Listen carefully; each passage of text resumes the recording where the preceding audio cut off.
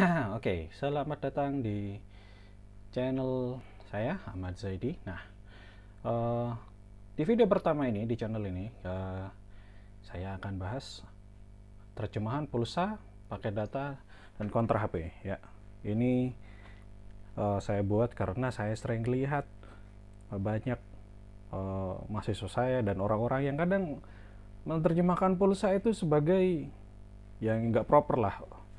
Oke.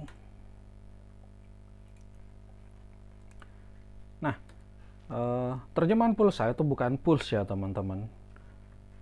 Pulse itu lebih umum diasosiasikan dengan yang namanya ya denyut nadi ya. Kalau kalian pegang tangan itu ada detak jantung itu duk duk di tangan kalian itu namanya pulse ya. Itu lebih umum dipakai.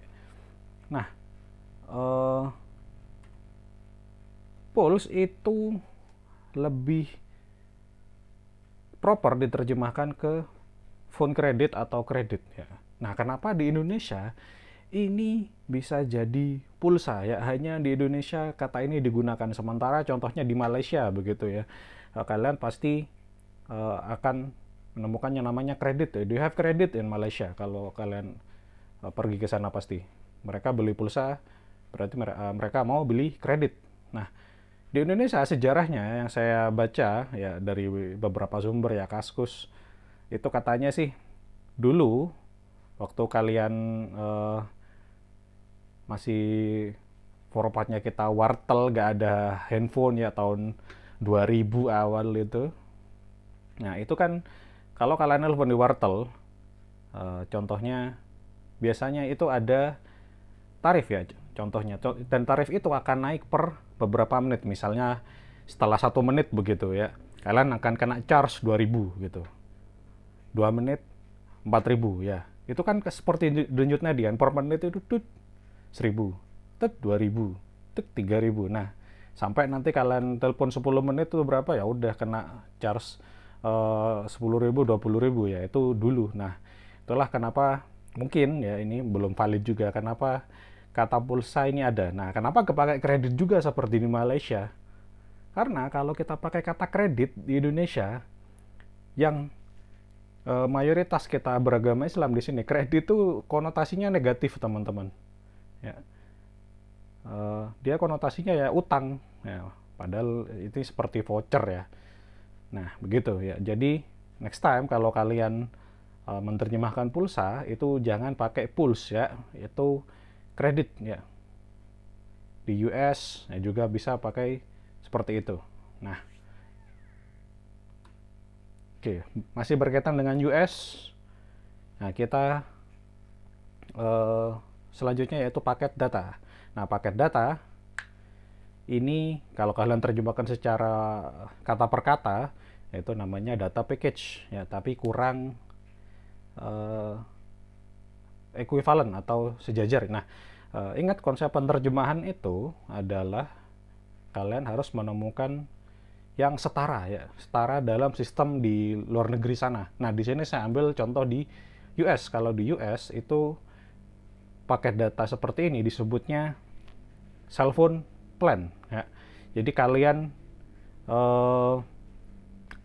saat mau punya handphone ya, nah seperti paket bulanan kalian itu, nah di sana juga ada ya, tapi biasanya lebih mahal. Nah, ini kalian lihat aja 1 bulan 300.000, 350.000 ini yang paling murah. Nah, itu sistem plan ya. Jadi per bulan kalian harus bayar berapa dan dapatnya sama seperti di Indonesia ya, ada gratis telepon atau apa, streaming ya. Ada 5G, nah itu ya, eSIM dan sebagainya ya. Nah, di US juga cell phone plan ini itu agak sedikit berbeda teman-teman. Jadi di US kalian kalau beli iPhone itu pasti ada sistem kontrak ya, sistem kontrak handphone. Jadi HP kalian tuh terikat ya, seperti dulu di Indonesia tuh ada namanya Asia begitu ya. HP Asia tuh kan ya operatornya Asia ya, dari terlock Asia terus. Nah, sekarang sudah tidak musim ya, lebih banyak menggunakan SIM card. Kalau di US itu masih banyak dan biasanya memang lebih murah teman-teman ya. That's why orang-orang di sana masih banyak yang beli handphone dengan sistem kontrak ya. Jadi mereka tidak boleh ganti-ganti. Misalnya kalau mereka beli Verizon atau, nah ya udah Verizon terus, HP-nya nggak boleh ganti. Nah itu. Oke.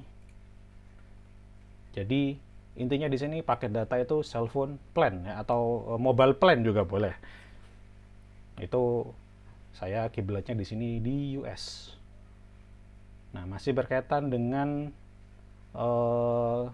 beli-beli ya, tempat beli-beli ya seperti SIM card dan sebagainya. Nah, kalau kontra HP kalian terjemahkan bagaimana?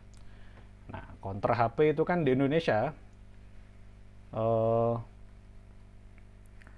itu bentuknya seperti ini kan ya, ada meja, ada abang-abangnya. Nah, dan fakta menarik teman-teman, counter itu kalau kalian cari di Google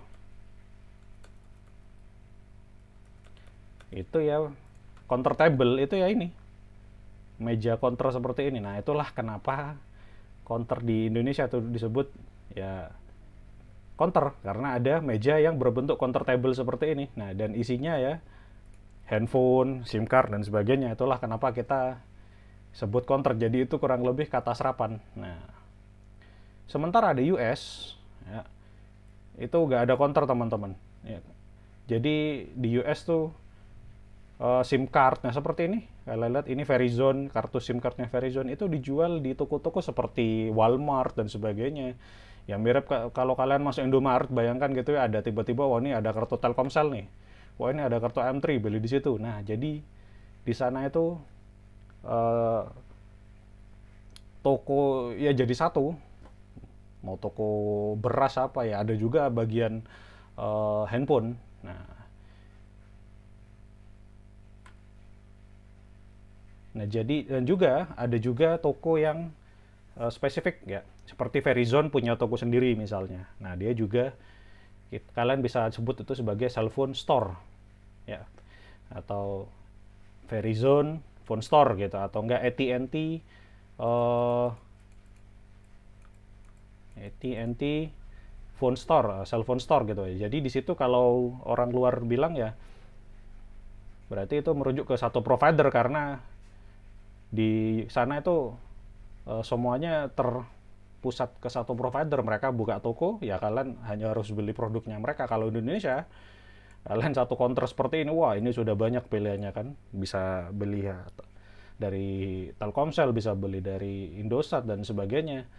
Nah jadi kalian bisa terjemahkan kontra HP itu sebagai cellphone store ya, atau mobile phone store ya, sama saja ya. Nah jadi ini tadi counter itu apa disebut counter ya, karena ada counter table. Nah jadi kurang lebih seperti itu. Jadi kalau kita rangkum lagi di sini, ingat pulsa itu terjemahannya bukan pulse ya, lebih phone credit. Google Translate itu salah ya. Kalau kalian ke Google Translate pasti ya, waktu saya buat video ini terjemahannya masih pulse ya, itu kredit lebih tepatnya.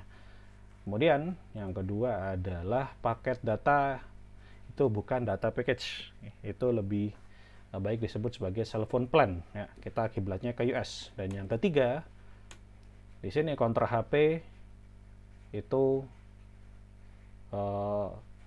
dapat terjemahkan sebagai cellphone store ya, atau mobile phone store. Nah dan yang harus dicatat di sini ya, sistem di luar negeri dan Indonesia itu berbeda ya. Jadi mungkin saat kalian punya teman di US atau apa ya, pasti bayangan mereka kontra HP itu ya seperti Walmart dan sebagainya. Kalau di Indonesia kita punya ya kontra HP di pinggir jalan seperti ini ya. Jadi kurang lebih seperti itu. Thanks for watching. Jika ada pertanyaan silahkan tulis di comment section ya. Thanks for watching. Assalamualaikum warahmatullahi wabarakatuh.